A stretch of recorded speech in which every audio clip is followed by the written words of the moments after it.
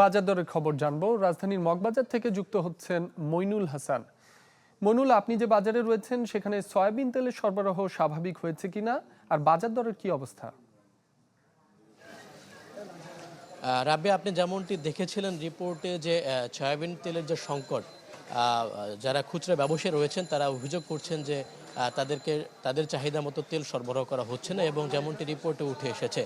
এবং আপনাকে যদি আমি আজকের বাজারের খবর জানাতে চাই, আমরা দেখেছি যে গতকালকেই কিন্তু বাংলাদেশ পরিসংখ্যান ব্যুরো বিবিএস তাদের যে মাসিক যে মূল্যস্ফীতির ডেটা তারা দিয়ে থাকে, সেক্ষেত্রে গত মাসের ব্যবধানে প্রায় 2.2 পয়েন্ট কমেছে কিন্তু খাদ্য মূল্যস্ফীতি।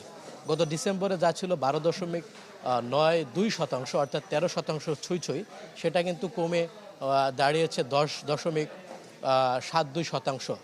এবং একই সময় সার্বিক মূল্যস্ফীতি প্রায় 1% পয়েন্ট কমে এখন কিন্তু 10 অঙ্কের নিচে, অর্থাৎ 9.94% অবস্থান করছে, যেটা গত 3 মাসের মধ্যে লাস্ট সেপ্টেম্বরে ছিল কিন্তু 10%-এর নিচে, এবং লাস্ট 3 মাস পর কিন্তু আবার সেটা 10%-এর নিচে চলে এসেছে। এবং একই সাথে খাদ্য মূল্যস্ফীতি কিন্তু গত 10 মাস ধরেই 10%-এর উপরে।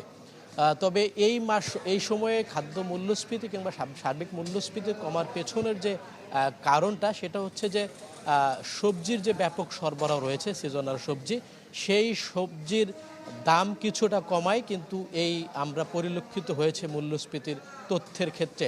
তবে যারা বিশ্লেষক তারা বলছেন যে মূল্যস্ফীতির যে কাঠামোগত জায়গায়, সেটাই কিন্তু খুব বেশি পরিবর্তন আমরা দেখিনি। এখনও চালের বাজার কিন্তু অস্থির, বাড়তি দামে চাল কিনতে হচ্ছে।